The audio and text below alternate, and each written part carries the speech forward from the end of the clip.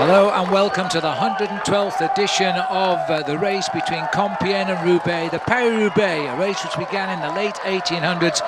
The course itself, as always, made up now of 28 sectors of cobblestones totalling 31 miles. I'm Phil Liggett, alongside me is Paul Sherwin.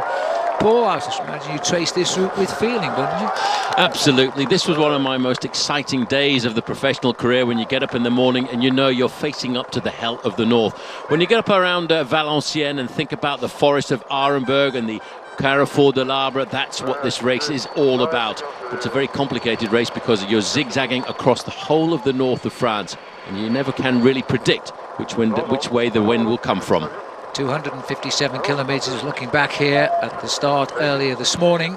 Under chilly conditions, 11 degrees or 51 degrees Fahrenheit as the riders rolled away. 199 riders representing 25 teams and 31 nations. Very quickly a breakaway of 8 establishing itself, and here they are getting away today, some 23 kilometres into the race. David Boucher, Kenny de Haas, Michael Kohler, Benoit Harrier, Clément Koretsky, Tim de Troyes, Andreas Schillinger and John Murphy. The American rider John Murphy used to ride for Team BMC, now here for United Healthcare on the left of our picture. There's the names for you, Paul. These are the sacrificial lambs, one feels, even though they did build earlier a lead of almost 10 minutes. Yeah, it wasn't easy to get that maximum advantage either, though, Phil, because almost 49 kilometres covered in the first hour of racing. That was what we normally call the early morning breakaway. Every rider from every team trying to get into that early breakaway to get into the early section of cobblestones without too much confusion. We've now got 4 sections of cobblestones behind us, but the big ones are really looming on the horizon. As we rejoin here the front end of the main field, there's a lot of teams taking interest now of bringing that gap down from, as you said, almost the 10-minute margin now to just a sensible 7.5-minute advantage. But one thing it is doing, we're on Salem here now, this is sector 24, and they count down, by the way, from sector 28 to the last one, which is sector 1, just before we come into the stadium in Roubaix, which is where we're commentating to you from. 7:26, it's steadily coming down, but what it is creating, that was a very big gap when they hit the first cobblestones at 12 Paul. Much bigger than normal, so there's going to be a very hard chase now. A dry day of racing, all the photographers hoping for a little bit of rain leading up to Paris-Roubaix to make it that bit more exciting. I have to say, just a few moments ago, there was a little bit of action on race radio when Tom Boonen stopped at the side of the road. I noticed a number of riders from Omega Farmers Quickstep sitting at the back end of the main field, obviously waiting to pace Tom Boonen back into the peloton. But look how long that main field is here. It's always a big battle in Paris-Roubaix for the cobblestone section. Sometimes, Phil, it's harder to get into the cobblestone section than it is to actually ride on it. Looking at the flag there over to the left-hand side, the Union flag of Great Britain, that shows that the riders have a tailwind in the early part of this race, which is why we've had a very fast first 2 hours of racing at 46 kilometres an hour. As they leave sector 26, 7:26 is the breakaway. Countryside a little bit stark. It's springtime, of course, here in France, but it is chilly today, and it might slow down the blossom coming out.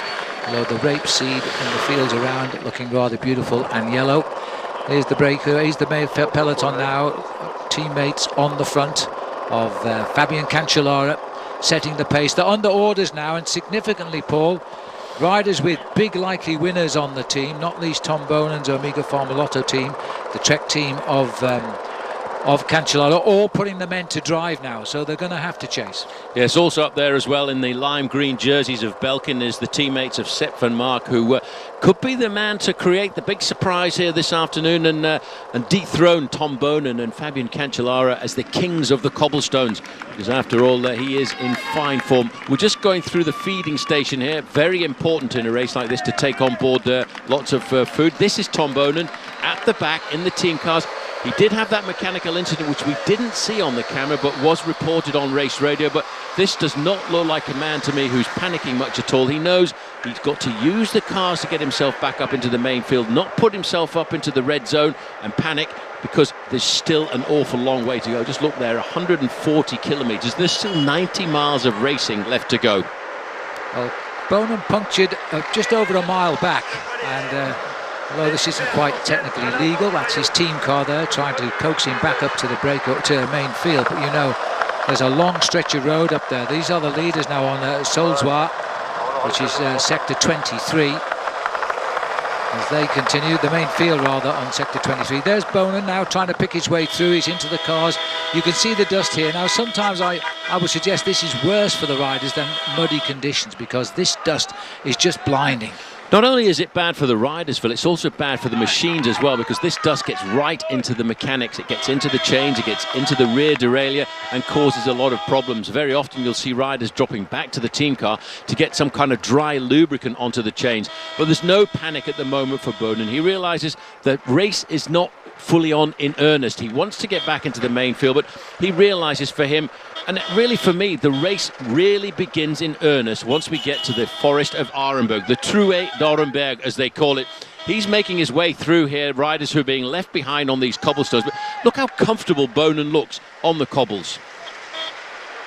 Yes, well, Bonin continues to make progress. The vastly experienced Tom Bonin, his form and his love of this race, I think they're both here today, and we'll see. Last time, 2012, when he won, he joined at the top as he comes up to the peloton. He joined Roger de Vlaminck as a 4 times winner of this race. If he were to win today, of course, he'd be the only cyclist to have won this incredible race 5 times. Well, he's come back, and that's a real awakening of the system for him, because now the adrenaline will surely be flowing. But you know, he's at the back of the field, Paul, and it's very difficult to progress to the front of the field on these roads. But I did notice, sitting at the back end of the main field, 1 or 2 riders in the dark blue jerseys of Omega Pharma Quickstep. You might have also seen just over on the left-hand side here as we exit Saint-Piton, St. Python, which is a 2-star cobblestone section, 1.5 kilometres long. The mechanics from the teams at the side of the road with the wheels up in the air. Technically, that's actually against the rules, but everybody does it in Paris-Roubaix, and I think the race referees tend to look the other way. The reason for doing that is because at points like this, coming off the cobblestone section, the team car can sometimes be as much as 5 minutes behind a rider. And that's why the teams make other plans with people spotted around the route on different sectors of the course with spare wheels to hand. But just looking down here at the sheer speed of the race today, we expected a fast race. The riders were talking at the start about a very quick race, and that seems to be the case. There's the giants of the Flanders region here of northern France. This is the peloton heading towards Salem and the next sector 24 of the cobblestones. But the leaders are there, bound now for the one which will come at around 126 kilometres to go, and that'll be sector 23. Not a lot of experience in the breakaway. This is the breakaway here. The most experienced rider is Kenny de Haas, the veteran Belgian for Lotto, and he's had 2 wins already this year, but the rest of the riders are pretty much winless between them all. But nonetheless, they're forcing a chase, and it's a savage chase, and the result of how this will affect the peloton will be made quite clear when we get to the difficult sections, perhaps even the Forest of Ironberg. Yes, in the first part of the race, Phil, they have been picking up mainly a tailwind, but once you get into the Flanders, what they call the Flandre Artois, there's a lot of riders will find themselves zigzagging and taking up crosswinds from either sides, because there are not that many sections of cobblestones left anymore, and the race has got to go all over northern France to find these special cobblestone roads. Well, we've just gone to the rear of the peloton here at the moment, and the cars themselves trying to rejoin the peloton with all the riders who've been shaken out on the cobblestones. They're taking advantage to get back. Remember, Bonin has gone back and gone safely through. This is Arnaud Demar. He's one of the very good sprinters on the FDJ squad of France. He also has just had a mechanical incident. You see how these riders in this part of the race, you don't panic at all. If you panic and try to get back into the peloton too quickly, put yourself into the red zone, a little bit of oxygen debt, and then when you get to the next section of cobblestones, you find yourself getting dropped very quickly. But just looking ahead of the team car there, they're quite a way behind. But it did come across on race radio that he too has just had a mechanical incident. Through the centre of Salem at the moment, and the gap now inside 7 minutes for the first time for well over 2 hours of racing. 6:48 has come down to now. Main field under the escort of the big teams who think they might be carrying the winner by the time they come down to us in Roubaix. These are the leaders here at the front, and the Lotto rider Kenny de Haas in the red jersey there, the only man with wins on his belt, as they make the left turn onto sector 24 now. This takes us into Salem itself. Pretty nasty. A 2-star section here, just 800 meters in length. And when we say sector 24, that's 24 sections still left to go to the finish. I do realise that it's really important to get comfortably through these early section of cobblestones, but for me, it's all about the Forest of Ironberg. But this year, the Forest of Ironberg is at 100 miles to go to the finish, 161 kilometres left to go once you've gone through that section of Ironberg, which is section number 18 to go. And there's still quite a long ride to get there. Long, hard, slightly uphill, covered in dust, with a lot of people cheering you on. A little bit of a switch there. It's put one of our riders right up on the sidewalk there, and I think it's Hansen of Denmark, Garmin sharp rider there, indicating still blowing across. I think although we're going directly north to Roubaix from Compiègne, the route zigzags its way all of the time, so that you do get the wind in virtually every direction to make up the big distance of 159 miles. Well, it seems to be the big psychological battle here, Phil, between the two teams in predominantly black-coloured racing jerseys. Team Trek Factory Racing are trying to show off Omega Pharma Quickstep that we're just as strong as you when it comes to setting up Fabian Cancellara towards the latter part of this race. Cancellara will bide his time. He'll wait for the moment to come out. I would expect to see him ride fairly close to the front once we come to the Forest of Ironberg, but then later on that long section of cobblestones at Mons-en-Pévèle, and that's at around about 208 kilometres in the race, or about 40 kilometres to go to the finish. It's a long section of cobblestones, which a few years ago saw George Hincapie, who on that occasion was my big favourite to win the race, see his handlebars sheared off. He managed to control the bike without any handlebars for about 50 metres and then plunged into a potato field at the side of the road. Yeah, it's very sad for George, who has constantly tried to become the winner of Paris-Roubaix and the podium, but never quite made the #1 slot. Spectators here pointing out their favourite riders as they pass through in the dust storm. Omega Pharma Lotto for Bonen on the left. In the centre, Trek for Cancellara, the two men who've dominated this race for 9 years. And the two teams doing all of the work at the moment. Life at the back, just checking out number 74 riding for the AG2R squad. That's Damien Godin of France. This team, I don't think really has got too many riders who could ride well. Sébastien Turgot, though, has always participated well when it comes to this race here. And he will be the man for AG2R. AG2R, though, a much better squad when it comes to stage races. Turgot has been a professional since 2008. Yes, second in Paris-Roubaix 2 years ago. A little bit of a surprise, but the French were happy, and so was Sébastien Turgot. And that's by far his best position. He was 10th here last year, so he's consistent. And expect to see him moving to the fore and in at the kill again this time around. Two great results in the last 2 years. That's all the confidence you need. There's Kenny de Haas in the red jersey.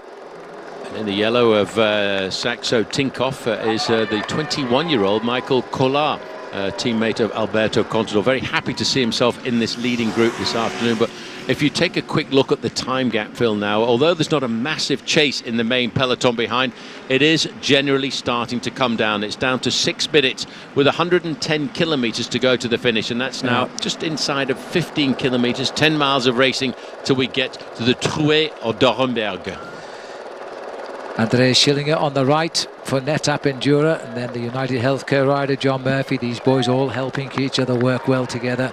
Benoit Harrier, Bretagne, followed by Koretsky, also on the same Bretagne team. Michael Collard, Tinkoff Saxo, he's at the back of the race. That's a team which they're happy enough to work for anybody that wants to try and lay his cards on the table. They've got no... They don't care who wins as long as one of the riders win on the team. Last year it was called Saxo Tinkoff. This year they reversed it, and the main sponsor now is Tinkoff Saxo.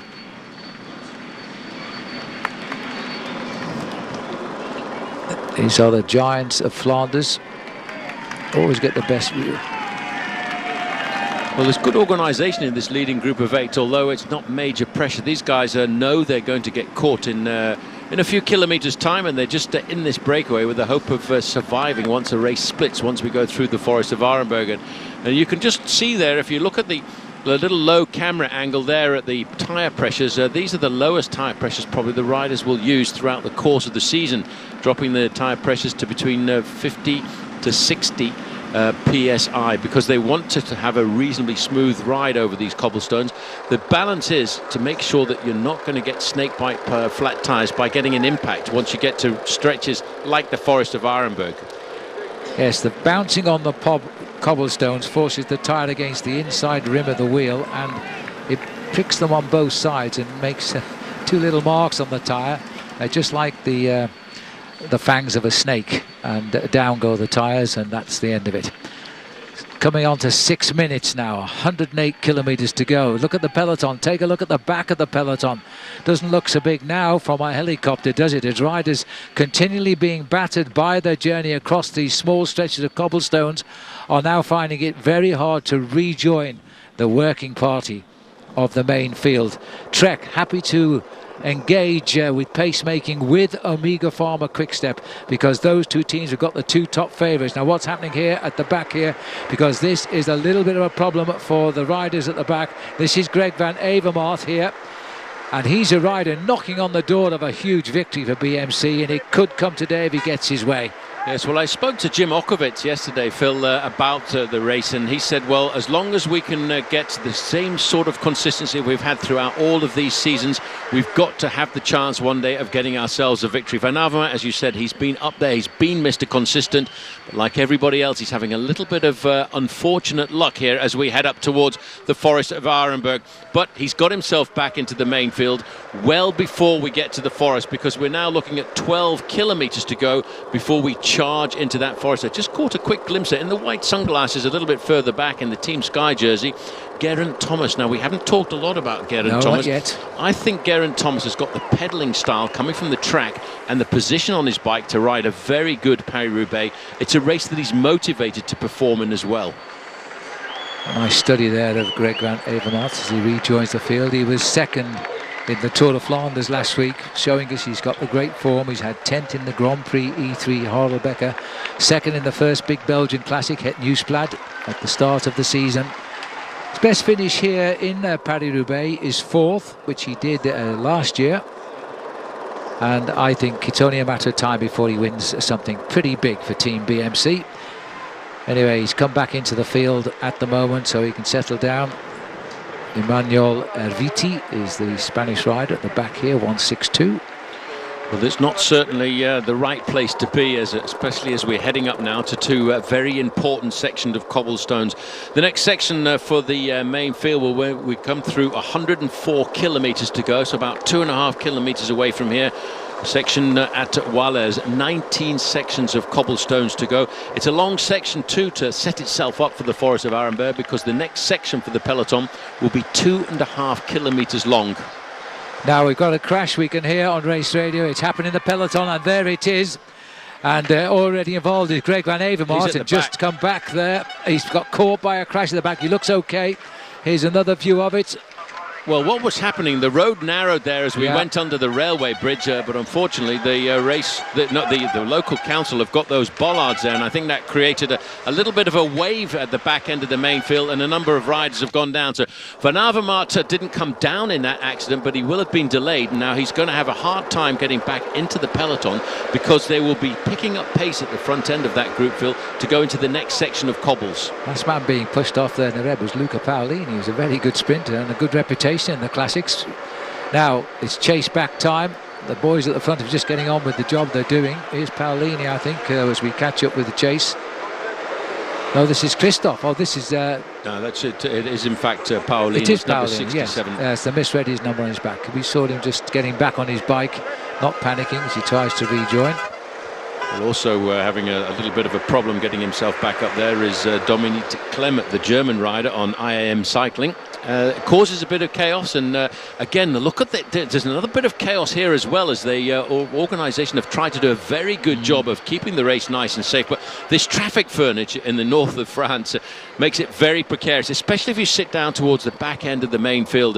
Let's have a look at this again. The riders taking a shortcut over on the right hand side, looking for some smooth road, because they're looking for any possibility here to get up to the front end of the peloton, because they know the next two sections of cobblestones both are very long but also strategically very important. Now this is the split caused by the earlier crash. They've got themselves organised, but more energy being thrown to the wind to get back into that front group. But it looks as though they will get back from this as we start to pull out now and recognise the surrounds here. Now we're heading to Wallers, then we go into the Forest of Ironberg. I have won the first battle as they enter sector 19 here into the race. Remember, there are 28 sectors. So 28 sectors make up the course of cobblestones. Today we are seeing the riders enter sector 19 in the peloton. The gap is down from nearly 10 minutes to 5 minutes 19 on 8 riders who got clear some 23 kilometres, 15 miles into the race.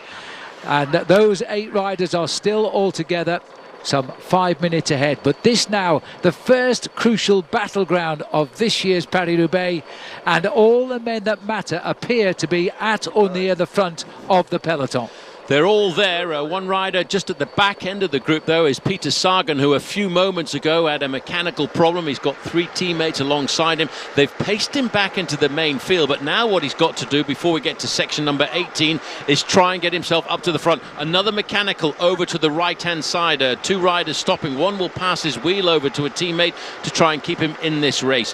This is section 19 to go, but for me, Phil, the section number 18 to go is the one that always gives me goosebumps. That is the Forest of Ironberg. It's called the Trou d'Arenberg in French, which means the hole of Ironberg.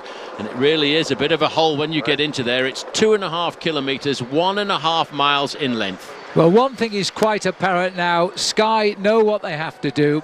They've got to deliver Bradley Wiggins into the Forest of Ironberg in a very strong position. They say if you're not in the first 40 in the Forest, then you don't win this race. And he's right there. Well, catch your mind back to a stage of the Tour de France a couple of years ago when we came into this part of the world. The man in second position in the white sunglasses, Geraint Thomas, took over the lead in the white jersey competition on that occasion.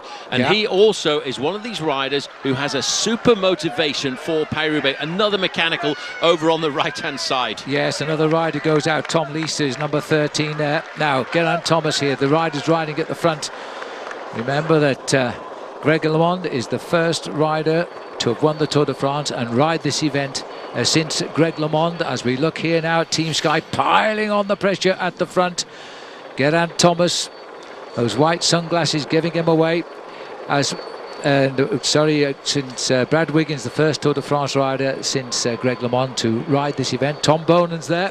He's had his moments today at the back of the race with a flat tyre, but he's come through and he's now riding pretty well, as is Greg van Avermaet, another favourite. He's also had flat tyres. Sagan's had a flat tyre. Number 11, Sepp van Maart. We're going back down this line here to look for number 1 to see if we can spot Fabian Cancellara. He won't be panicking right now. He's a man who will be riding with a certain amount of confidence. Number 35, nearly said Davis Finney there. I meant Taylor Finney in the red and black jersey of BMC. He's quite comfortable. There's number 1, Fabian Cancellara. So the big men, they're all up at the front end of the main field, but obviously Geraint Thomas here from Wales, a former British national champion, sitting on the front, tapping out a monster pace.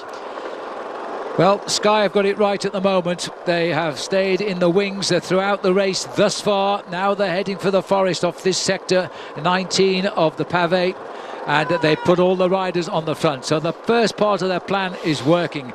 That's to deliver Wiggins to the Forest in a very strong position. I thought that Cancellara was a little bit of a long way down the line, but of all the riders, he's the one I wouldn't worry about because his tactics don't seem to have anybody superior to him. No, he won't panic too much, I don't think, at this point. This is section number 19 of cobbles to go. And just looking over there, looks a little bit like Bernard Hinault there over to the left-hand side of the road. Now, he won Paris-Roubaix as a Frenchman. He hated this race. He despised this race. But when he was the world champion, he said, I'm going to go up there to Paris-Roubaix and I'll have a go at it. And he won it with the world champion's jersey on his back. Now, let's take a look at the leaders here, because they've been the pacemakers since the 15th mile of the race today. One American in here, John Murphy of the United Healthcare, the 29-year-old from Jacksonville in Florida. The other riders, David Boucher, Kenny de Haas, Mikel Kohler, Benoit Harrier, Clement Koretsky, Tim de Toir and Andreas Schillinger. Really, none of them with a reputation at all, except de Haas, who was good form. He's won 2 races this year. But it's a group which is a little bit benign as far as the stars are concerned. But they gave them a big lead today of over 9 minutes. And it's been a doer chase just now to get it down to 4 minutes and 50 seconds. As the boys, the next thing they see is going to be the Tranchée d'Arenberg, which is the entrance into the Forest of Ironberg. And that, by tradition, is where Paris-Roubaix really starts. 4 minutes 48 seconds. Well, these guys here, got to say, Paul, they've worked really well. I haven't seen a passenger in this group. Everybody in this leading breakaway of 8 riders has been sharing the pacemaking. As we look down here on the headgear above the mines, which are below us, the galleries of coal mines, at 4 minutes and 44 seconds. I think one of the riders in that leading group of 8 has just had a flat tyre, and it could well be the rider from FDJ, David Boucher. Just look at the camping cars here. They're all outside the forest. They're not allowed to go in camping cars or any other car. But here he is, David Boucher. He's got a flat back tyre. He's in the breakaway. The first problem we've seen in the breakaway all day. And what a time to get a flat tyre. That's really bad luck. Real bad luck for Boucher, especially as he was one of the strongest riders in that leading group. He comes in at 34 years of age, but now the gap inside of 5 minutes. In the main field, it will be chaos. It will be a battle to get into the Forest of Ironberg. The gap is 4:42. 7 riders go in towards the Forest of Ironberg. Moments ago, David Boucher in the breakaway has had a flat back tyre. He's got a chance. He will rejoin. This is the long straight approach now to the forest, and it stays long and straight, Paul, but it's cobbled, it's narrow, it's bumpy, and it's uphill. It certainly is. It starts off very rapidly indeed. Speeds approaching 70 kilometres, almost 50 miles an hour as they go into the tranchée. It's 2.5 kilometres long. There is the entrance into this Napoleonic forest, a straight line, straight as a die. It takes an awful long time to get to the other end. 5-star rating. This is one of the most difficult sections of cobbles in Paris-Roubaix. Completely barriered in recent years because the spectators and the riders tended to mix together, as the flags of Belgium, Switzerland, of Brittany in France, the flags of Flanders, the Czech Republic. That'll be for Peter Sagan, I would imagine. The leaders are on now, and they've been led on by Koretsky, the Breton rider who has been in both breakaways today. There was a small one right from the gun which included Wiggins and Sagan, but it was quickly swept up. Koretsky stayed away. He's now been joined by these other riders. Now there's the view we often see, but only a small breakaway. And you know, with a gap of nearly 4 3/4 minutes, Paul, that's a big gap still to shut down. But they'll wipe away. Oh, there's a problem at the back here. Again, it's the Breton rider there over on the left-hand side. It's Koretsky of Bretagne. So much bad luck. But just look at these cobbles. Look at the way the bike is bouncing here from the rider from Lotto, Kenny de Haas. His bike all over. He's trying to ride. You see that little white line down the middle? That's the smoothest part of the course. That's the crown of the cobblestones. I like to say it's the smoothest part. He's going to go. Well, he's lost it. He lost the top end of the cobblestones and slipped down towards the side there where it is just a little bit humid. He's got a flat tyre. I think that's why he lost it. He punctured on the cobbles there. And so Den Haas, the strong man of the breakaway, the most experienced. So in the last 2 kilometres, we've lost 3 riders in the break, all with flat tyres. Well, you might not have noticed it there, Phil, but I've just seen the flag of Wales over the Forest of Ironberg here this afternoon. Obviously for Geraint Thomas, struggling at the back here. You know, once you lose your impetus in a moment like this, as we look at Michael Kolar of Taxo Sinkoff, once you lose your impetus, once you lose your speed, you feels as if you hit every single cobblestone. It bounces up through the handlebars, right through the arms and up to your shoulders. But what about Andreas Schillinger here? Because he's the NetApp Enduro rider who's really piling on the pressure. 4:38 the gap. Trying to keep him in his gun sights is John Murphy, the United Healthcare rider. Also up there, the Wanty rider Tim de Toye, and then Michael Kolar of Tinkoff Saxo. And I'm afraid he's losing ground here. His only hope now is that those punctured riders coming up might help him rejoin the leaders once we're clear of this stretch of cobblestones. We have to think it's a little bit unfair, some of these professional teams. For ages we called it Saxo Tinkoff. They changed it around this winter to call it Tinkoff Saxo. But anyway, we'll get there in the end. We do know it's the guys in the yellow and the blue jerseys. But this is the Roubaix of Ironberg, a 5-star rating, sector number 18 to go. There's a lot of cobblestones to go in this bike race. 32 miles of cobblestones roads like this throughout the whole of this 160-mile race this afternoon.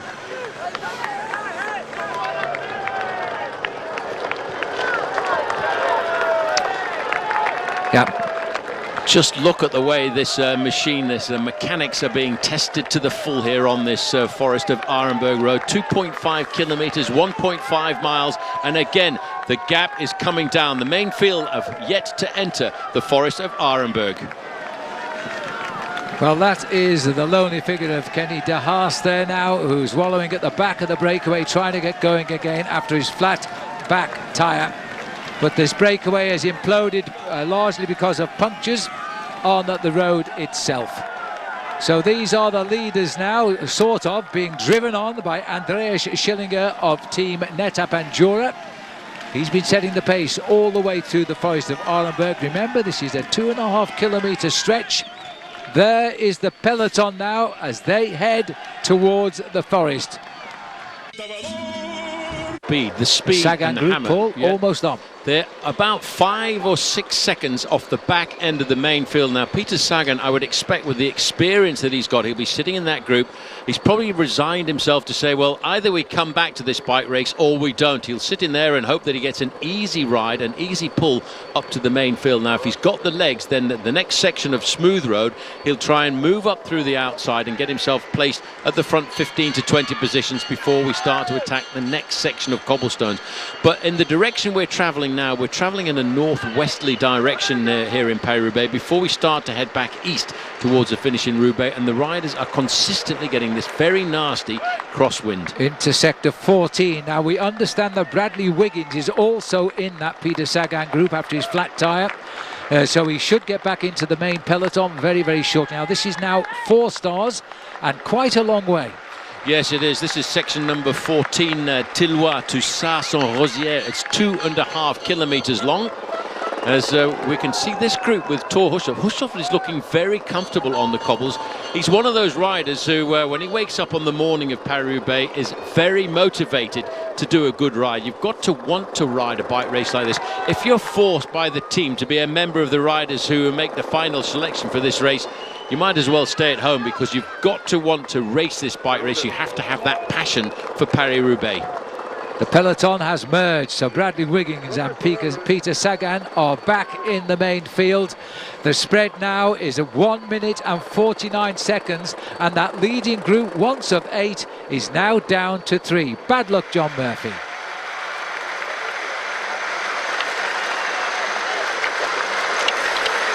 Blue skies now, even the sun is out where we're commentating from here at Roubaix Velodrome, where the crowd is building by the minute. We've just seen the junior race, the junior Paris-Roubaix come home, a group of about 10 riders fighting out the finish here on the Velodrome. The same finishing line that these riders will come to in about an hour and 3/4 time at the most. 70 kilometres remaining for the riders, about 45 miles. Now, will the peloton slow? And that rider just went down, really clipped that signage board on the road, and they're metal. That will have hurt him, but he didn't fall, and he stayed and held his position.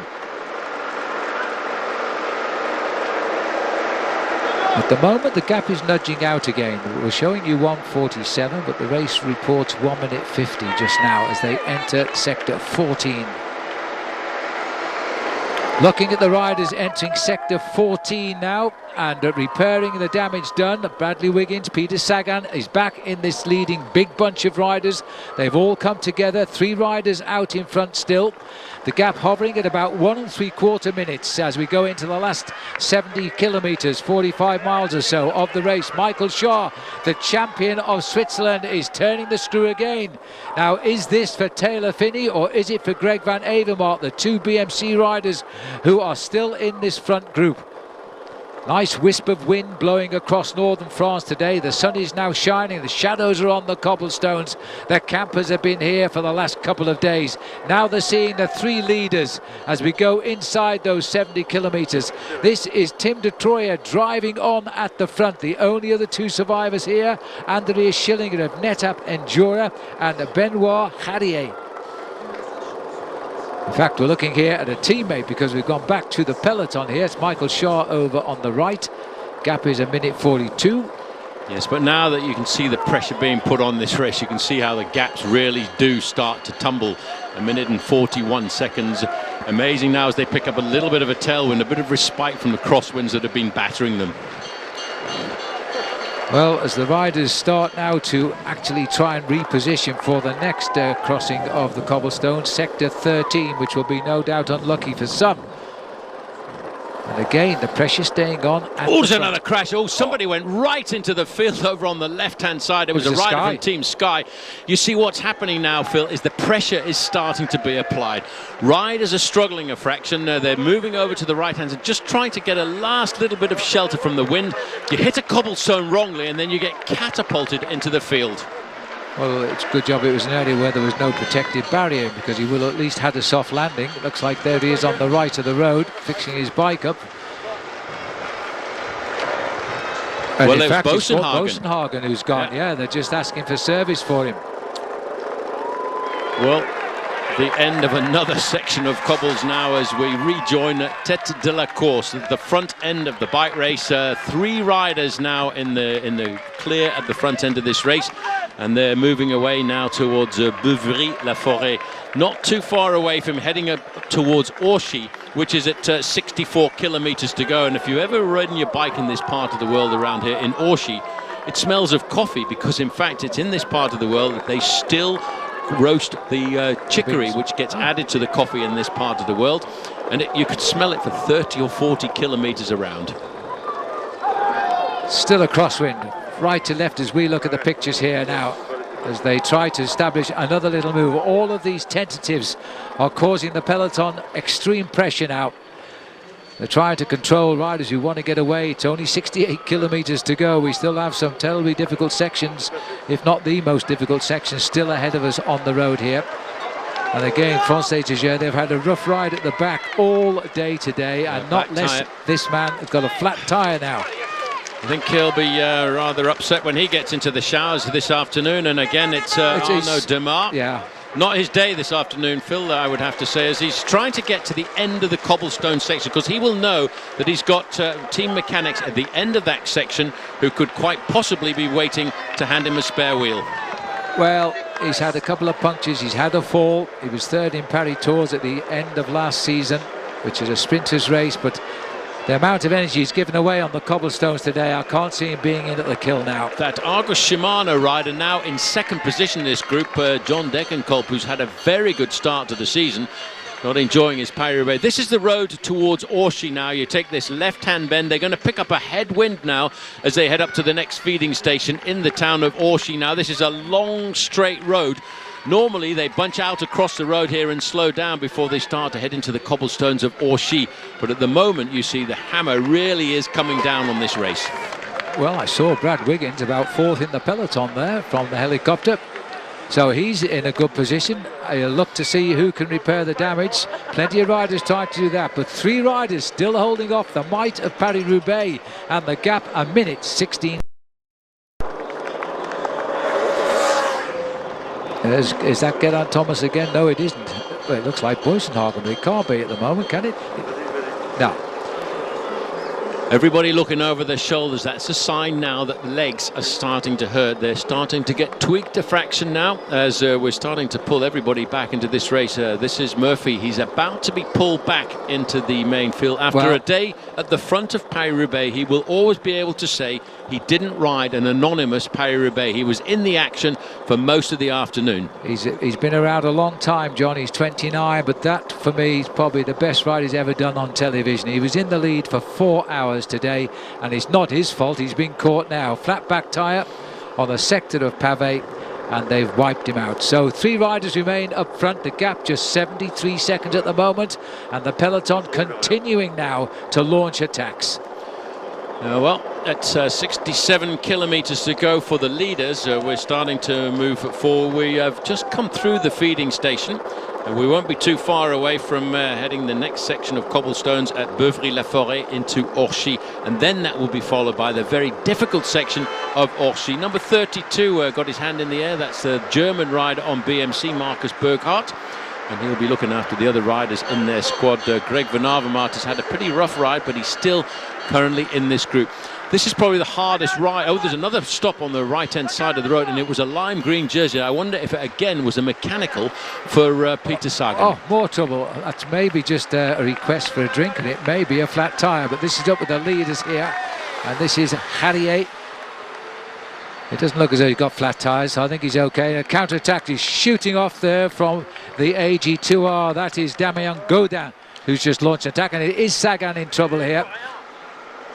Well, he's not enjoyed Paris-Roubaix this afternoon as he makes his way once again through the convoy of cars. They're through. This is Beuvry-la-Forêt. We're about 6 kilometres away from Orchy, and he's not enjoyed his Paris-Roubaix this afternoon. He's obviously going to carry on. He's taken on board the bag there as he makes his way past the Omega Pharma Quick-Step car there to stay in contact with this race.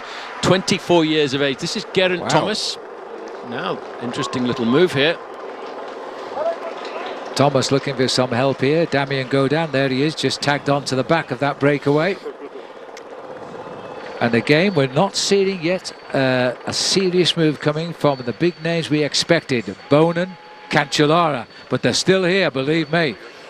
Them in the crosswind. Well, Thor Hushoff is the rider trying to come off the peloton yet again, and here he comes, the rider in red in the distance, trying to latch on. There he is to try and catch these 4 leaders. Now, if he adds his strength, Tom Bonen will thank him very much indeed. He'll welcome him in the breakaway. We're seeing a race here being enacted. A blanket can go across the whole field, but they're at the limit of the speed at the moment. Nobody can really lift it anymore. They've been under pressure for nearly 5 hours now. Yeah, well, look at Thomas on the far side of the road there. He accelerates a fraction. He's very happy. He actually, to me, rode superbly in the Tour de France a couple of years ago. And as you can see, the gap is starting to open. Prize open a fraction. In second position there is one of the riders from Omega Pharma Quick-Step. You won't get any help coming from them at all. A little bit of a slip in the wheel there from the rider of Garmin coming round that corner.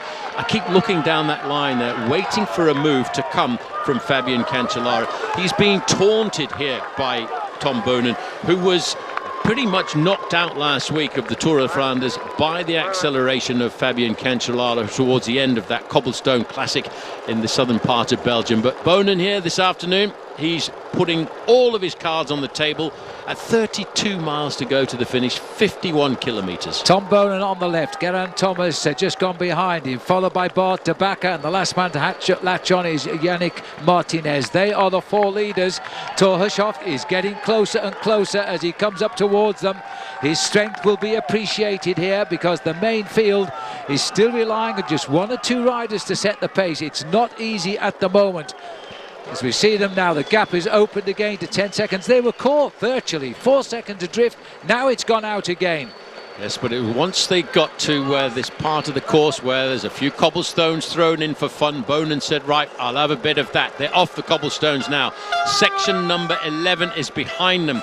And the next section coming up, Phil, looming on the horizon, is the section of Mont-Saint-Pével. It's a long section of cobblestones, Mont-Saint-Pével, section number 10.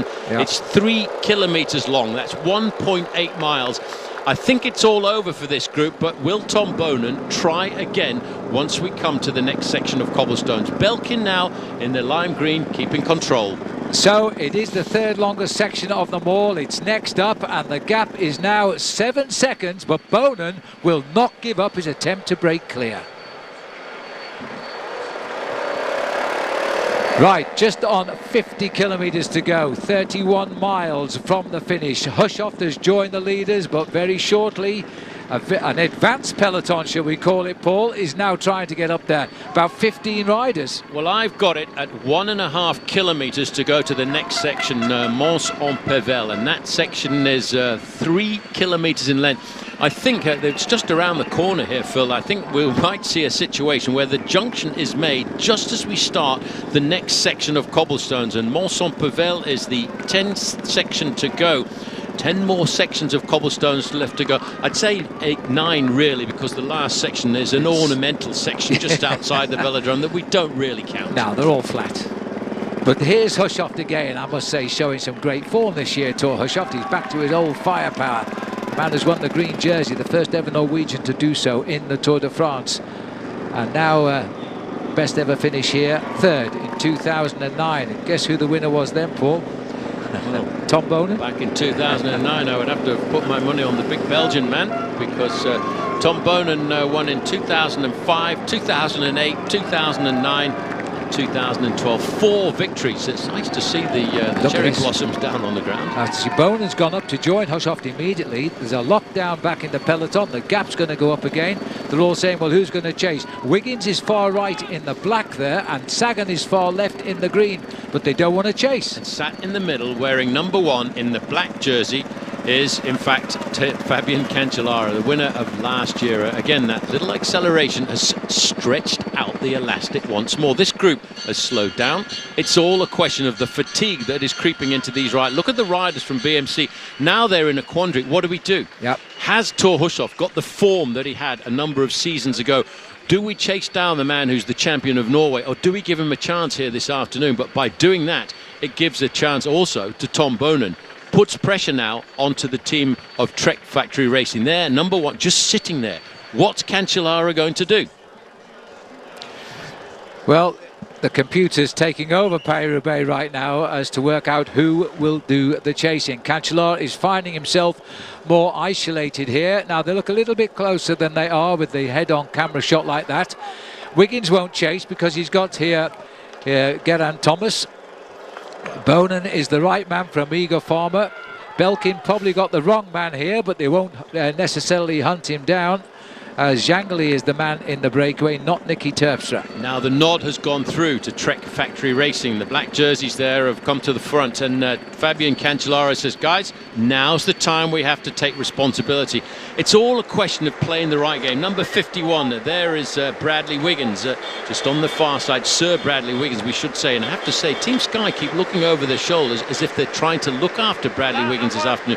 Number 25 there, I just saw Nicky Terpstra, but the man we're looking at there on the far side, number 1, Fabian Cancellara, and to use a good old English expression, Phil, I would have to say is still looking pretty much cool as a cucumber. He's playing his cards. He's gambling at the moment. In fact, that's not Zhangli now. He was dropped and just come up to that breakaway. It's Bram Tankink who has actually joined. The riders have now swung the left onto sector 10 here. This is only 0.7 of a kilometre. It's not very long, but the breakaway is strengthening all of the time. And it's now BMC's Thor Hushoft driving at the front. Tom Bonan in second wheel here. And just joining at the back in that lime green jersey is the Dutchman Bram Tankink. But the peloton, or the group, I have to say, is not too far behind them. In first and second place on the road here, you've got 2 former champions of the world. Hushoft in first place, Tom Bonan in second, and they're now on section number 10 to go. The section of cobbles of Mons-en-Pévèle, 3 kilometres long. It doesn't look very much like that, does it? But on the cobblestones, it is very difficult to close down that last 40 or 50 metres. Bonan now has really laid his cards on the table. He said, I want to go for this, I want to go for the long one, but has he got the ability on this 5-star rated section of cobblestones, has he got the ability to go from so far from the finish? I wonder if this was a brave move, but too far to go. Sector 10, 3 kilometres of sheer pain here now. The elastic continues to stretch and recoil. I must say this is of high quality, the elastic today, because it doesn't seem to want to snap at all. And Bonin, remember, he went out on the attack 64 kilometres, and we're now at 47 kilometres to go, and the peloton have almost been able to touch him, and yet he refuses to turn off the pressure. He's hurt a lot of people with this attack, but is he also hurting himself? Well, he knows how difficult it is, Paris-Roubaix. It's a question of throwing it all on the line at certain points, and Mont-Saint-Pével for me is one of those certain points. But still, there has no reaction come from Fabian Cancellara. But Cancellara is playing his cards this afternoon very close to his chest. Bonin here is just riding tempo, but every time we look back there, as the French flag almost goes into Bonin's face, every time we look back, the gap is still there. It's still hovering at 10 to 15 seconds advantage. And unless they nail this down shortly, these guys in the leading group will start to get a section of, they'll start to get a little bit of confidence, as Bonin does extremely well there to avoid disaster. Yes, the gentleman should take account of the wind. There is the American flag as well, but that's much more respectful.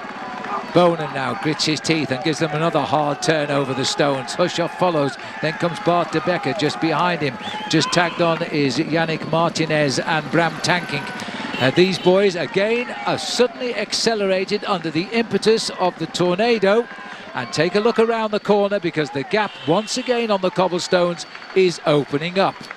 No, it certainly is. I'll tell you a useless story about this section of cobblestones, Phil. When I raced at Paris-Roubaix in 1983, it was a muddy, wet Paris-Roubaix. And that corner. I actually crashed on this section of cobblestones. I was strapped into the bike and I said, right, well, I give up. I'm not riding anymore. The crowd picked me up and the bike and pushed me off. And because of the crowd, I thought, well, I'd better finish. And I carried on and finished on this very velodrome we're looking down at now. It's had a refurbishment since then, though, Paul. It's a lot nicer now. Still concrete. It's still as cold. It's still as cold, I'll vouch for that. It's quite chilly commentating from the stadium, with the wind blowing right into the commentary box area.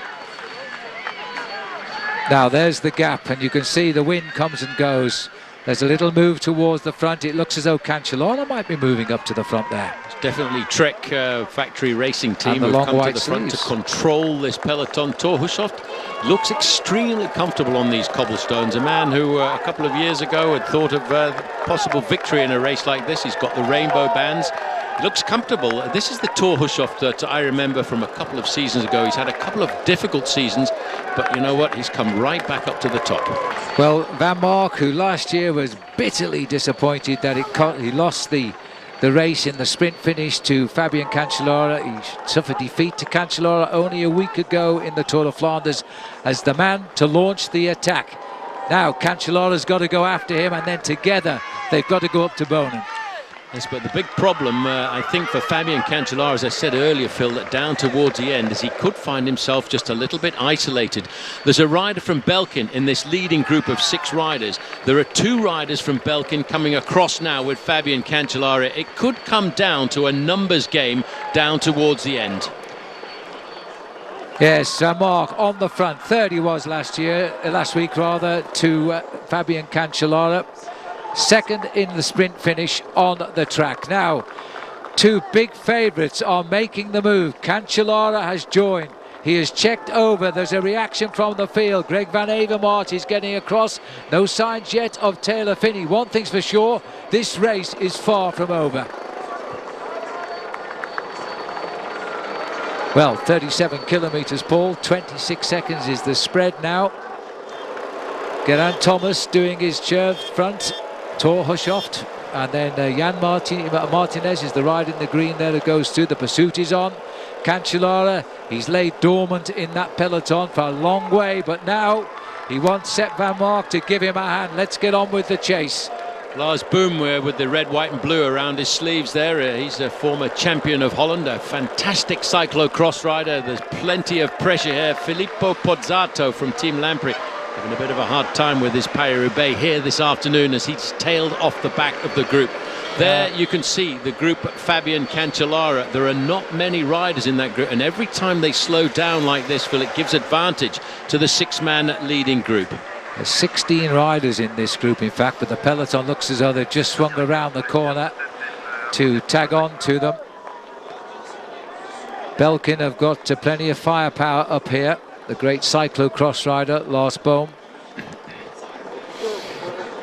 They're all looking at each other here in Paris-Roubaix. The gap at 23 seconds. It's shut down, and right in the centre there, Johan van Summeren, the Belgian rider who was so tragically involved, but there's been an attack on there. Peter Sagan, now all of a sudden, where has this man been? He's been off the back of the main field, he's been off his bike, he's had a flat tyre, but he said, no, you know what, this is Paris-Roubaix. My name is Peter Sagan, I've won the green jersey in the Tour de France, take a bit of this. 36 kilometres to go. Sagan has been seen more at the back today with his problems and his teammates helping him. He's still put himself into that group, and now he's aiming for this group here, because they're still clear by 26 seconds. Hushoft is on his way. Tornado Tom Fritz again. We saw that earlier before the Forest of Ironberg. That's what you can do in this race. You can chip around the course and see it pass in a number of places. Look at that gap already. You know, the thing is about Paris-Roubaix, Phil, I've always said it's a race of guts. It's a race of never giving up, always fighting back. Peter Sagan has made a good move here, but unfortunately for him, the Belkin rider who's with him has got a teammate in the breakaway, and he's looking for an easy ride up there. That's a little bit of negative tactics going against Peter Sagan, but it's good to see that he's still got the wheel. Bohnen goes. Bohnen's gone. 35 kilometres to go. Bohnen attacks his breakaway companions. The champion 4 times, looking for a record 5th, has gone again from the leading group. Remember, he came up to this group. He's worked with them, and now he's moved on alone.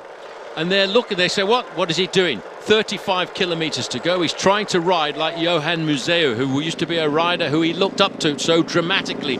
A little bit further down the road now, you've got another move, and Peter Sagan says, come on, work with me. We've got the gap here. He switches across the road, trying to force the Belkin rider with him to participate.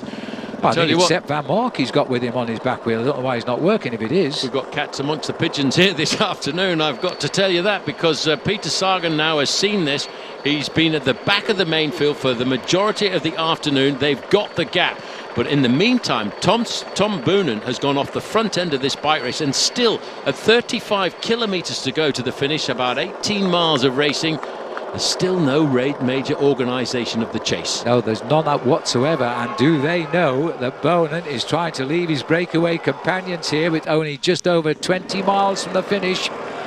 Bohnen continues to pile on. Well, I'll tell you what, if Bohnen runs out the winner today of Paris-Roubaix, he will richly deserve it, because so far he's been the man of this race. Well, man of the match, they would say in soccer. That's absolutely certain for Bohnen. Caution to the wind. He doesn't care about anything. It's Geraint Thomas just a little bit further back, the former British national champion, gold medalist in the Olympic Games, who's seen that is the wheel, that's the slipstream that he wants to participate in, if he can, on the approach to the next section of cobblestones as they head towards a small town of Sizouin, which is not too far away from Roubaix, really, but it's still going to take us 34 kilometres to get to this finish line. Sagan never really looks as though he's trying, does he, the way he sits there in that relaxed position, but he's got some power in those legs. Bohnen is determined to stretch out this breakaway. Geraint Thomas is determined, a world track champion, to get onto his back wheel at whatever it takes. Thor Hushoft is going to work with Geraint Thomas when he can, because they want Bohnen back. They need his strength as well. 24 seconds the gap as we now go on to sector 7. We're now on the sector which is only half a kilometre long. It's only 2 stars, but is it taking Tom Bohnen to victory today in Paris-Roubaix? Well, the gap is 24 seconds. Here's the next approach of 2 riders coming up towards this group. Number 18, just sitting on the back there, is Martin Wijnands of Belkin. He's on the wheel of Peter Sagan, number 101. They're looking for 24 seconds to get back to Tom Bohnen. The peloton enter sector 7. The gap is 24 seconds. Bohnen has been picked up by his breakaway companions, and it's Wijnands and Sagan who are chasing in between. But there's only a 24-second gap across the leaders. Yes, there is the Moulin de Vertin, the windmill of Vertin, which is the name given to this section of cobblestones. Section number 7 to go to the finish. Bohnen tried to get himself away from this group, and now all of a sudden, because of the pressure of Geraint Thomas in the black jersey of Team Sky there, Bonin again a little frustrated. He just can't get the gap that he wants over everybody here this afternoon. I would think very shortly we will see the return of Peter Sagan, and that will completely change the face of this professional bike race. Sagan just comes off that bend, and he got himself in a mess in the gully there, but he jumped out of it with his great bike handling skills that he has. Martin Weinlands is the Belkin rider who's with him. The peloton swinging off. Now the 22-second gap are to the two chasers. So we're going back to over half a minute still to that main peloton. Cancellara here is beginning to look a little bit concerned now. He's second wheel. He needs his teammates to do the complete big turns now and sacrifice what strength they have left after 5 hours and 20 minutes in the saddle.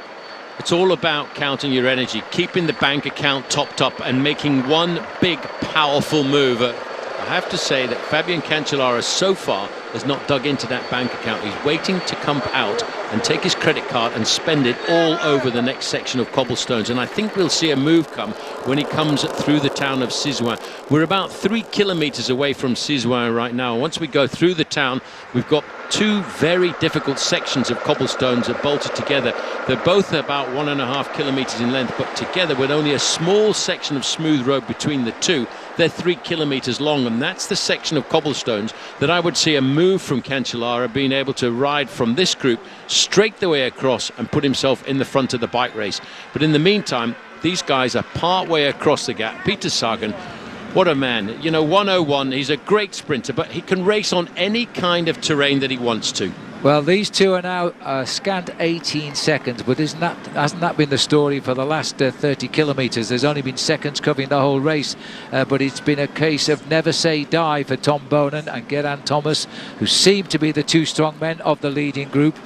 Now there's Fabian Cancellara, second place here, but he's going to have to make another decision, and we think it's got to come on the 6th sector, which is not very far away, because this race on against the peloton, Paul, is pushing out to 45 seconds now. It's getting right up there again, and I'm surprised to see that these riders are still prepared to work with Tom Bonin. In fact, it's 37 seconds, Phil, to the main field. Peter Sagan at 18 seconds is halfway across the gap. He will concentrate right now. He knows he's got about 2 kilometers to try and make the junction with that leading group of 6 riders, because then they will come into Sizouin, and that's when they will hit that very difficult next section of cobblestones between Sizouin and the small town of Boucher. In fact, they've slowed down in this peloton. Again, no friends for Fabian Cancellara. They all know that this is the man who's on form. There he is. He's got a power bar in his teeth there. He's trying to keep those energy levels topped up. And you can see the urgency of the pedaling style, the difference between the pedaling style of the group we were looking at with Cancellara and the leaders now, down to 6 men. They will now start to nurture hopes of a possible survival on a day like today.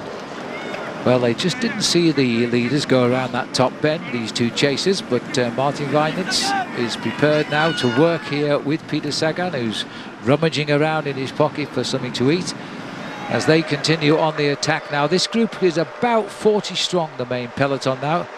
Not too sure. I think this rider here at the back has had a problem with his bike. He looks like he's banging the handlebars at the moment, and it's Boucher. He's back anyway.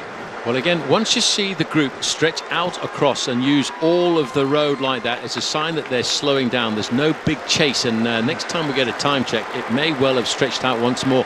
Looks like he's had 2 flat tyres today, because he's got 2 brand new tyres on there this afternoon. Boucher, who rides for Team Astana, the leader of the race, he's been using a very small gear. They're pointing to his back wheel, so it isn't flat, but it is obviously flattening, and he realises this is a tactical moment to try and make a quick change. Again, pressure on Team Trek. Well, he can't believe his bad luck today, Boucher. He's been in the thick of it, but he has to recover all the time from problems. So the gap is 32 seconds. We've now hit only 30 kilometres or 19 miles from the finish. 20 seconds to Sagan, 32 seconds to Cancellara, Finney et al. Bonin wants more power. He's obviously in a good day this afternoon, and he's looking for everybody to come forward and participate in the pacemaking. But I honestly believe, Phil, that they cannot. They do not have the power that Bonin has got in his legs this afternoon. There's the official sign, 30 kilometres de l'arrivée, or 30 kilometres to go to the finish. 18 miles exactly. Bonin very concentrated. But, you know, if it came down to a sprint on the track and these riders survived, Watch out for the man on the front there, Geraint Thomas. He has track skills, and it's a very deceptive sprint on this velodrome here, because it's a long way, because it's a large track. It's 500 meters around. It's very dissimilar. It's very unsimilar to riders who are used to riding the 250 meter track. It's a long way from the final corner to the finish line. You've got to judge it to perfection.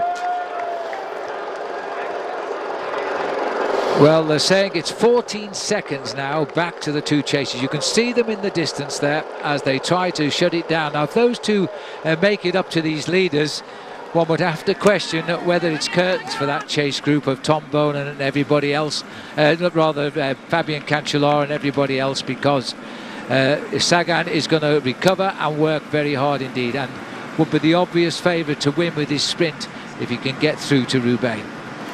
So Sagan is pretty much almost across the gap there. It's 26 seconds to group number 3, but it's only 10 seconds left for Peter Sagan.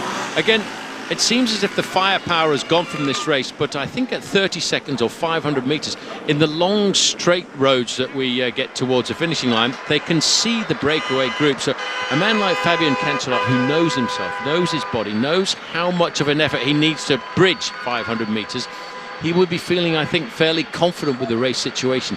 If it gets up to the 1 minute mark, that's when he may well start to panic. The kilometres ticking off. We still have just those 6 sectors to come. There's still some brutes hidden away in northern France for the riders. Boonen has been a workhorse, a powerhouse. He's not afraid to drive on. He's won this race 4 times. He wants a record 5th. It's quite interesting this, because they got to within 10 seconds. They're now saying it's 15 seconds between Wijnands and Peter Sagan here. They're in the town of Sizouin. Once they leave this town, they'll hit the long section of cobblestones, and this section of cobblestones is 1.3 kilometers long, but almost immediately after that there's another kilometer section. This is the town of Sizouin. The main field is at 25 seconds. And I would wonder, with all of the effort that Tom Boonen has put into this, has he taken too much of a risk? Because if it came down to a sprint down towards the end, he'd have a hard time to beat somebody like Geraint Thomas or even Thor Hushovd. Absolutely. The peloton are in the distance. That chase in tandem there is going back to the peloton now. So the peloton are picking up Peter Sagan and Martin Wijnands in Sizouin. And at 27 kilometres to go, the spread is now again just 22 seconds. Hushovd hits the cobbles ahead of everybody else. This is sector 6 now. 21 seconds the gap. As Thor Hushovd grits his teeth now, sector 6. It looks as though Peter Sagan and Martin Wijnands are about to be picked up by the peloton, and there's only 20 seconds the spread. Yes, this is a 3-star section of cobbles, as the 2 riders who almost got into the leading group of 6 are getting pulled back by the group that contains Sepp van Mark, contains Fabian Cancellara, the massive pre-race favourite. He was given a 5-star ranking as a favourite before the start of this race. There he is in that black jersey with the white sleeves, wears number 1. Still looks very, very comfortable, I would have to say, Phil. Just sitting there waiting for the moment to move. Number 31, just a little bit further in front of him, was Greg van Avermaet, the man who finished just behind him last week in the Ronde van Vlaanderen, or the Tour of Flanders. That gap is not 20 seconds anymore, it's a lot less. And the man right behind and always marking Cancellara is Sepp van Mark. So those are the 3 finishers at the top of the tree a week ago in the Tour of Flanders. It could well be the same finish, maybe a different order by the time we come down to Roubaix. The dust prevails out here as the riders find it very slippy. In fact, the motorcyclist nearly came down there, which disrupted the move in the breakaway. Tom Boonen lucky there. 26 kilometres left to go, 11 seconds now the gap. Surely Cancellara would try and bridge that gap and get a breakaway again. There's still a lot of riders from BMC Racing in this group as well. They're the riders in the red and black jerseys, or of course Michael Schär there in the white jersey, champion of Switzerland. So they are a big ally for Greg van Avermaet, and of course for Taylor Phinney, who, let's not forget, won this race in the under-23 level of the sport on 2 occasions. He loves this race and he's hyper-motivated. Last week, the American rider sacrificed himself for his teammate Greg van Avermaet, but today he's been given a free card to ride his own race. Do you have tough cleaning jobs? Race this, you know, it really doesn't look as if the pressure is on, but they're just pegging that leading group of 6 riders, just holding them there. we're now starting to line up to some pretty famous sections. There's not too many sections left in the bike race here this afternoon. We've got the section from Bourgel to Wanechin, Quinfin-en-Pévèle, and then the very, very famous Pavé de l'Arbre, the Carrefour de l'Arbre, as they call it. Well, is that going to be the decisive sector? We'll find out, because Hushoff is now pushing on here. That's a 5-star sector, 25 kilometers to go for Thor Hushoff. Well, he's just been brought back just as they announced his attack. He's been caught again by the group here. One or two surprise names riding very well in this group, not least Bart de Becker. Well, Sagan all of a sudden has got across the gap, but look where the main group is now. They're not very far behind either. Next section, 6 to go. Bourgel to Wanner, 3-star section, a kilometre of cobbles. Very well, Phil, could come all back together before we get to Quinfin-en-Pévèle. Sagan there just sitting on the back. Well, here we go again, given the cobblestones, and the pressure goes on once more, and it is Bart de Becker who's on the wheel of Tom Bonen now.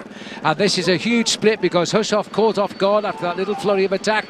Now Cancellara has got to do it. It had to come on one section of cobblestones, and is this the one? Fabian Cancellara turning the screw on the front of the peloton.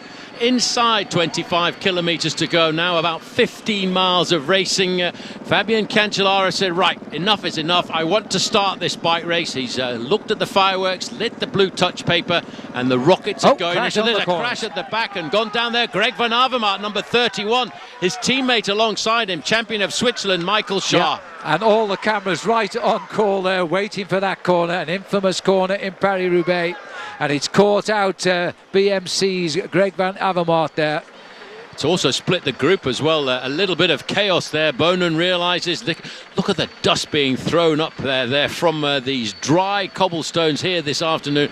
Bonen today is riding a magnificent bike race, but I think he's laying too much energy out on the cobblestones this afternoon to really hope about winning this race, because Cancellara has been counting the energy that he's been dispensing. Well, that is certainly the way it appears at the moment, but Bonen, 4 wins under his belt, knows exactly what Paris-Roubaix can throw at him and at the others, more importantly perhaps. He comes off the sector of cobblestones, damage done at the back because Van Avermaet has crashed.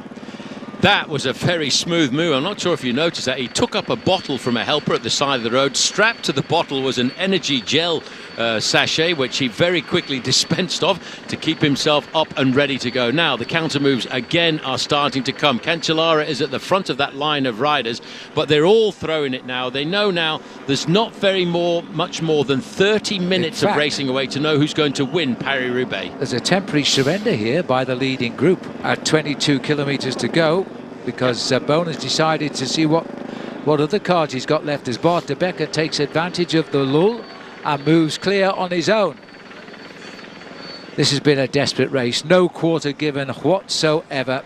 Some fine riding being done by everybody. Jos van Emden is number 16 now, and Francaise de Jeux sending Mathieu Ledanu up here, a man who was in the breakaway originally. Well, it's split up, coming back together. It's Geraint Thomas who's done a phenomenal ride. I thought it was a general regrouping there, but all of a sudden there is a gap once again back to the front end of the main field and the group that contains Fabian Cancellara. 10 riders now are providing the carrot at the front of this race as they all now try to readdress the situation. There is still no indication as to who will win this race. And what a great race it is today. Ledanu now at the back of the group there, number 91 in the blue. As the riders continue to rejoin, that's Mitch Docker from the Orica Green Edge squad, the Aussie, just coming onto the back of the group, doing a great ride, Mitch. Well, 1.5 kilometres to go until the next section of cobbles, and that will be the very nasty little section which takes these riders into Quinfin-en-Pévèle. There are 10 riders leading, and Peter Sagan has said, right, I'm off. This is the rider in the lime green jersey of Cannondale. He's been at the back of the bike race, Phil, for the whole of the afternoon, on and off with flat tyres, mechanical problems. Now, all of a sudden, boom, boom. Well, Peter Sagan, he said he wasn't coming here for fun. He's made that quite clear. He's had his trouble all day at the back of the race. Now he's got himself to the front, and it's been no easy journey to the front. At 21 kilometres to go, just over 12 miles from the finishing line. He's gone. The return of Greg van Avermaet to the main group here. So he's back again, brought back by the champion of Switzerland and his teammate Michael Schaar. But it's hurt. It really has hurt Greg van Avermaet to come back. This man is a racer. Whatever you think about Peter Sagan, his antics are in the race, his antics on the podium, he's a fun guy. He enjoys his bike racing, but when it comes down to racing, he throws caution to the wind. You know, he could sit in this group and gamble on winning the sprint. He was probably the fastest rider in this group, but he doesn't want to win in the sprint. He wants to show that he can win one of the monuments of the sport. That's why he's taken the risk at 12.5 miles to go out onto the attack like this. And in a kilometre's time is the next section of cobbles, a really tough section of the section known in this region as Confins-en-Pévèle. Yes, the one big thing at 24 years of age Sagan has not done, but this year 10th in Milan-San Remo, he won the Grand Prix E3, 3rd in Ghent-Wevelgem, but this would eclipse them all. But now he's looking at 20 kilometres of racing all by himself. He was only 24 years of age in January, but what a talent this man is. Yes, it's amazing, Phil, and he's already racked up almost 70 victories. Yeah. I mean, he's 24 years of age. This guy really is a huge talent. And the way he can handle his bike, he can pull a wheelie at the top of a mountain stage over the Tour de France, having been at the back of the race all afternoon. He loves it, he enjoys it. I mean, it looks as if the race is exploding, but when you look at the time gaps, Sagan is only 15 seconds ahead of the Tom Boonen group. The Cancellara group is at only 22 seconds. That is all of the race in around about 600 metres. This race is showing all the signs of imploding in the last 10 kilometres today as riders desperately try to reach the front. Peter Sagan has thrown the gauntlet down as we enter now sector number 5. A 4-star rating. Once they come off this, it's a Carrefour de l'Arbre, which is a 5-star rating. That little house on the left-hand side with the red brick, there it is. That is well known to every professional bike rider. You know it's the left-hand turn. You know it's Confins-en-Pévèle. Again, this is another section when George Hincapie a few years ago actually crashed out of the race when he was riding in second and third position with his teammate, who on that occasion was Tom Boonen, who got up to finish in second place. The peloton passed the sign which says 20 kilometres from the finish, but remember how Peter Sagan made his move today. Having struggled to reach the leaders, he then decided the time was right to go alone. And you know, he may have read this race right. There's on the right there is Cancellara being brought back to the head of the chase bunch. He's going to come up very shortly alongside Tom Boonen, while we see the move now coming from Lars Boom. You can see the red and white stripes around his sleeve. He's been a multi-champion of Holland in the cyclocross discipline of the sport. He's a great rider, very explosive. He likes these kind of conditions. But one man is trying to put the spanner in the works this afternoon, and that, of course, is Peter Sagan. He has gone out to make a very brave move. His gap is 18 seconds, but we're now starting to see serious pressure being applied in this peloton. The peloton comes together, what's left of it that is, except one man who's trying to hold them all off here now. Peter Sagan, the Slovakian rider, 66 wins since he turned professional in 2009. There's a move going now from there. It looks like Sepp van Mark may have gone. And there'll be a reaction from Cancellara in the white sleeves. So he marks him well, but this is a big move here. It's got to happen, and it's got to happen soon. Now Cancellara breaking for the corner. Tricky bend, that one, and down goes one of the riders. And in fact, the rider who just crashed there, I think Lars Boom. Was it Lars Boom? And at the 12. least we'd expect to fall because of the cyclocross. Well, that's a expertise. dodgy corner. It is a very, very dodgy corner there, and it's even more difficult because of the fact there's a thin layer of sand on it, and he lost it on the inside. He took the hardest line around tight, there. yeah. Cancellara now said, "Okay, boys, if you want a bike race, let's go for it now." And that's him with the white sleeves. He really is now starting to open up the gap. He's got allies alongside him. They're lining up. This is a 4-star section. Cancellara, I think, has got the power to pull 14 seconds back to Peter Sagan. When you look at the speed of those guys, all of a sudden, Peter Sagan looks to me as if he's bouncing over the cobblestones. On the horizon for Peter Sagan is the next section, the section known as the Carrefour de l'Arbre, the Pavé de l'Arbre. They call it the Pavé Bleu. They are a horrendous section of cobbles, very rough to begin with, then it's a long false drag, and it's going to be a headwind climbing up to the Café de l'Arbre. And you can see those flags as well. We're in the stadium, there's no wind at all blowing. It's only out in the country. They're 18 kilometres away from the finish. Sepp van Mark, who's the man who set the attack, quickly marked there by Fabian Cancellara. Now they've got to make the decision to reach the leader. I'm not sure Tom Bonan can handle this now. The pace is still on here as the group tries to get clear. Well, it's 9 seconds now as they leave that section of cobblestone. There's about 1.5 kilometres of respite, if you can have any respite between these two sections of cobbles. There is Peter Sagan taking on board an Energy Dell, looks over his shoulder and says, here comes the cavalry, and the cavalry there being led by the man with the white sleeves on his black Trek Factory Racing jersey, Fabian Cancellara. Peter Sagan knows they are coming. Cancellara, all of a sudden, from sleeping in the peloton to attacking off the front, is looking very, very good. Well, I think Tom Bonan had to take a massive risk here this afternoon. There's number 11, Sepp van Mark. Second last year behind Fabian Cancellara. He said yesterday at the pre-race presentation, I would like to have the same situation as last year, except I'd like to cross the line ahead of Fabian Cancellara on this occasion. But there's warning signs here. If Tom Bonan can't do it, why not Zdeněk Štejbar? Because he's one of those 4 riders who is now chasing them down. So the cyclocross world champion is taking a drink there.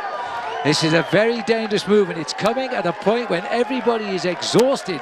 The strong will out now, and can Sagan hold them off? Section 4 to go. Carrefour de l'Arbre, a 5-star section, 2 kilometres in length. This man, Peter Sagan, bouncing all over it. The first part, you have to be very agile. You've got to be a good bike handler. But I've seen many riders come unstuck on this section of cobbles because these blue cobblestones, they're granite, but they're very, very smooth. They are slippery, they are treacherous, and once you've safely manoeuvred your way through this part of the Courseville, then all of a sudden you've got the long false flat up to the coffee shop at the top, the Café de l'Arbre. Rival in Roubaix Stadium, but it's far from certain which one will win. We are going to be treated to some sprint, and you know, there's still a chance that Bonan and Wiggins will get across this gap. It's hovering at 16 seconds. If these guys hesitate at all in the leading group, and I wouldn't be surprised if they do hesitate, having 2 fabulous sprinters in a group of 5 on the running towards a finish, Fabian Cancellara is going to say, why should I drag these guys to the finish? Sepp van Mark, himself a very fast sprinter, is going to say, why should I drag Degenkolb and Peter Sagan to the finish line? They're slowed down 15 seconds, which is 250 metres, can get wiped out in the blink of an eye. Well, they got through the railroad crossing, at least the barrier's in their favour. I'd be rather wishing they fell against the rest of the people, but that's not the case today. This was once when we had a massive disqualifications here in the race a few years ago.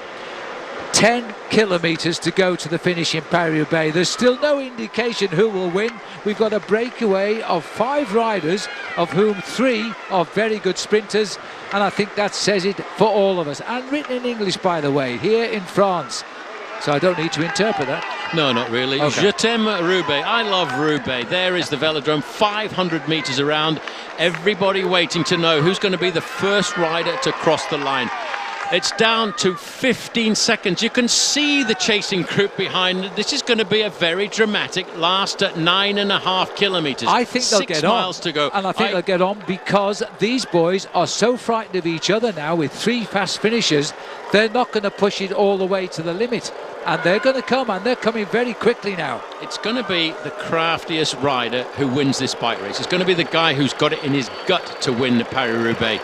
What about number 21, who's just a little bit further back? Because, you know, Tom Bonan will not give up. He wants to win this for a 5th time. Fabian Cancellara, he wants to do the double again. He wants to win Tour of Flanders, Paris-Roubaix, as he has done in the past. He'll be trying to figure out all of the permutations. He now knows he's only got 10 or 11 minutes before we get down to the finish line. As, in fact, it's all together. There you go. It's now, we're looking at an 11-man leading group. Fabian Cancellara, number 1 of last year. We have now come together just inside 9 kilometres to go. And coming up here is Geraint Thomas and Bradley Wiggins of Sky, and also Bernie Eisel is up here as well. No, that's Wiggins on the front with the beard. Yeah, they've thrown these beards in to confuse us. Wiggins has said he respects this bike race. He said it's almost as important as winning the Tour de France. He knows what these cobblestone classics are about. He's respected the one-day classics riders like Johan Museeuw, like Eddy Merckx, who've all won this bike race. And he's decided, as a Tour de France winner, he's quite prepared to come up here and win this race. That's a big group of riders to see as we're looking at the banner there that indicates 10 kilometres to go to the finish. And you know what, Phil, I can hardly remember as we look now at this is the penultimate section of cobblestones. We're actually at 8 kilometres to go. There's a lot of riders still in with a chance of winning Paris-Roubaix. Garmin Sharper put Sebastian Langeveld up here from the Netherlands as well, doing the ride of his life in this group, where Wiggins, Thomas, Bart de Becker's come back yet again. Pressure has gone on now. Declan Kolb is going through, Bart de Becker is going through. They're trying to sandwich Sepp van Mark. Cancellara in the middle of a tornado here. Well, Phil, I'd said earlier on, it's all possibly going to be a question of numbers. There's only one big contender here who is isolated. It's Fabian Cancellara, who is very lonely in this group. Omega Pharma Quickstep have got 3 riders, Bonen, Stuybart, Terpstra. Sky have got 2 riders, Wiggins and Thomas. Giant Shimano, 2 riders, Declan Kolb and Dumbacher. That could be extremely important on the run-in towards the finish. But last week, with the Tour of Flanders, the man who appeared to be the weakest was Fabian Cancellara. He came up with a win. Well, there's now 11 riders. 11 riders have come together in what has been one of the most tenacious Paris-Roubaix I think I've ever seen. And the riders of the quality of Wiggins, Geraint Thomas, Tom Bonen, having to fight from the depths of the peloton to get back into this race, and they join the likes of Peter Sagan, Cancellara, Van Mark and Stuybart and Declan Kolb up front. This is still impossible to call. Every time I see this section of cobblestones here, Geraint Thomas struggling a little bit at the back, it always reminds me of Henny Kuiper, who went on to win this race. He was in the lead on his own with a 30-second advantage, and he switched across from one side of the road to the other, and he popped his tyre off. And it was such a complicated flat tyre that the mechanic could hardly get the back wheel out. It was complete chaos. But on that occasion, Henny Kuiper managed to get himself back into the bike race, and he won in a solo effort right down here to the velodrome. But 11 men coming down to the finish in Paris-Roubaix. I really don't know how far back you'd have to go. And a winner of the Tour de France in the group as well, Bradley Wiggins. The first rider who has won the Tour de France to ride since Greg LeMond way back in the 80s. It's quite amazing, really. But they're coming together now, and they're still trying to work out, and they must be as confused as the commentators are, because who do they mark now? Numerically, Omega Pharma Quickstep have got the advantage, and they've got the men to play the cards too, and Terpstra is a man on form. Well, he's the man that I think they should have put their cards onto last week when they were in the Tour of Flanders. Bradley Wiggins there, number 51. He's probably thinking to himself, well, I really have come to the top end of the sport now, because he's won the Tour de France, he's won Olympic gold medals. Now he's in with a chance of winning Paris-Roubaix. And there's the move by Terpstra. 6 kilometres to go. The man we just mentioned has decided to be the first to go. Now, when you've got 3 riders in the breakaway, you've got to use them. And you're still keeping the powder dry of Tom Bonen in case. But this is a positive bid by Nicky Terpstra, the former champion of the Netherlands. Look at that gap. All of a sudden, it's just stretched out. In no time at all, it's 10 seconds. Little chat there between Geraint Thomas and Bradley Wiggins. They're saying, well, I haven't got the firepower left to go after something like that. Let's not forget Terpstra, former champion of Holland in the road race, former champion of Holland in the individual time trial. He's going round these corners. He's taking all kinds of risks now. This man has had a great start to the season, opened up his bank account at the Tour of Qatar with the opening stage and winning the bike race overall. This is a masterpiece of a movement by Omega Pharma Quickstep. The 2 men who beat him into the stadium in Roubaix 1 year ago, he's just ridden away from, and now he's looking to win for himself. It would be his highest ever position in the one-day classic, a win. Cancellara takes on some food and just thinks about it. In front of him is Peter Sagan. Geraint Thomas is going. Thomas has decided to close up, and he's made a little bit of a move here. Somebody slipped off the front there. Looks like Declan Kolb. Well, this was the move that had to come, and all of a sudden it comes back together. But Geraint Thomas says, yeah, I've got a little bit left in those legs, and now it's up to the Omega Pharma Quick-Step guys. They're going to shut everything they possibly can down. 5 kilometres, 3 miles to go to the finish. That's going to take these riders about 5.5 to 6 minutes. But for Nicky Terpstra, this is a very similar move to. Do you remember when Servais Knaven, who was a member of Johan Museeu's squad, everyone was looking at Johan Museeuw, the same structure as this Omega Pharma Quick-Step team. They sent him off the front. He got himself the victory on that occasion, and he was a Dutchman too. Well, talking of Dutchmen, we've waited an awful long time. Knaven just won in 2001. Before that, I think it was Henny Kuiper who was the victor. It has been a most incredible Paris-Roubaix. Professional cyclists plying their trade, all of them wanting to show the biggest respect possible to the queen of the classic races. They all want to win. They are totally exhausted, but they will not give up. But Terpstra's gone for it. He's gambled some 5 kilometres out from home. He's got a gap now of 8 seconds, and 8 seconds might just be enough. 8 seconds as he comes into the town of Hem. Once he comes through the town, there's a nasty little false flat. It will hurt. Look at his face there. His mouth are wide open, trying to get as much oxygen as possible in there. The red, white and blue band around his sleeve there. Former national champion in the road race.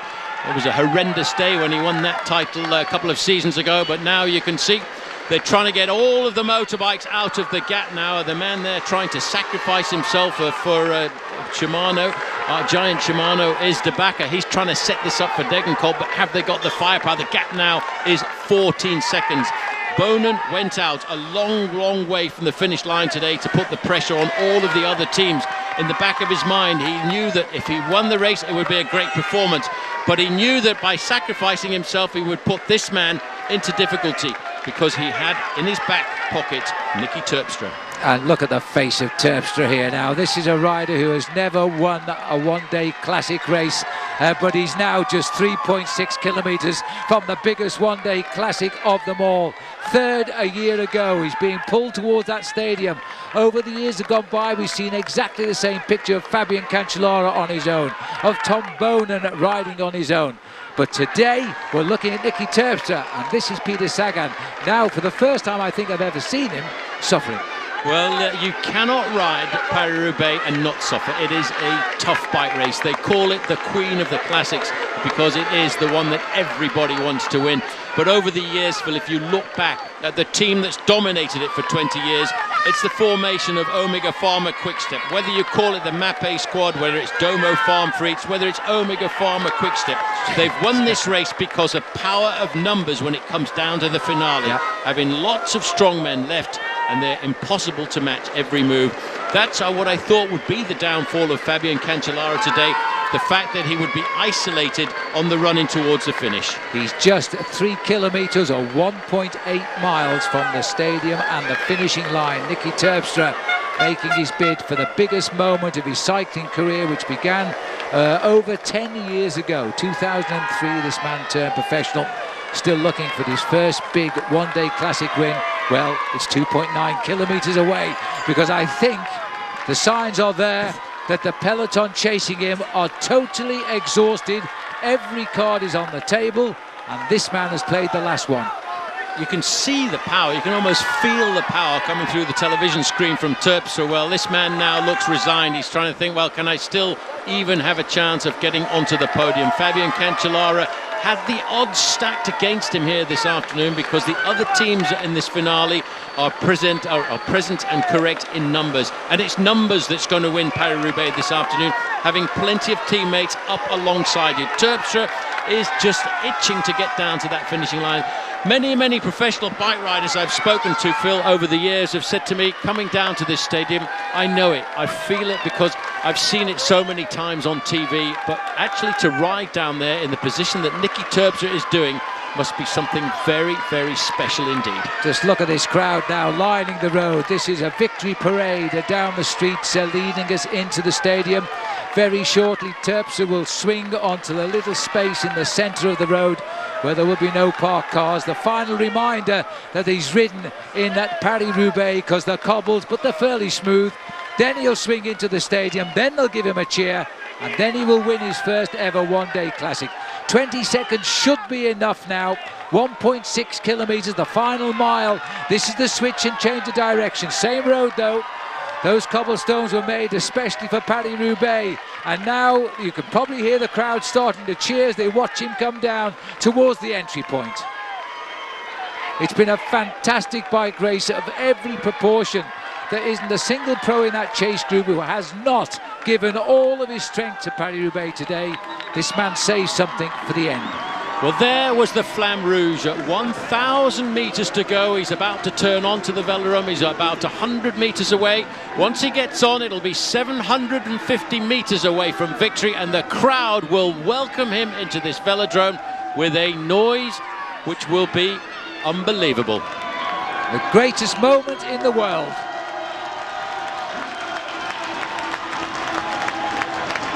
Adrenaline now will carry Nicky Terpstra to the biggest winner of a career that began in 2003. It'll be his 22nd win of his life. It'll actually be the 23rd win of the year for Omega Pharma Quick-Step. They are on top of their form. There's the bell, 1 lap to go. He's then going to merge with the riders chasing him, so they can't catch him. As he comes onto the back straight, the peloton is coming in to the stadium itself. Just a quick look over his shoulder. He just wants to make sure he can savour this last 250 metres. Looks back, he knows he's got it in the bag. He can enjoy this final 200 metres now, and he's well into the final bend. What a win this is for Omega Pharma Quick-Step. Tom Bonan tried to do it, but the team were able to finish it off. Terpstra comes in as the field go out behind him. They've got the bell, so he's got plenty of time. He's approximately 300 metres ahead. Nicky Terpstra strikes gold. He wins the 112th edition of Paris-Roubaix, one of the finest editions of flat-out professional cycling we have seen in years. An average speed of 45 kilometres an hour. Now it's the race for second. Well, we pick up the banking here now. I'm just wondering if we're watching the riders go through here in the chase. There's the race now. As they go through on the inside, Sepp van Mark is going through. I think they've missed the finishing sprint, did they, Paul? They have, actually. Well, the cameras actually missed the sprint there. And we'll have to, we're watching here the sprinting for about 12th place at the moment, and that's the first time I've ever seen that.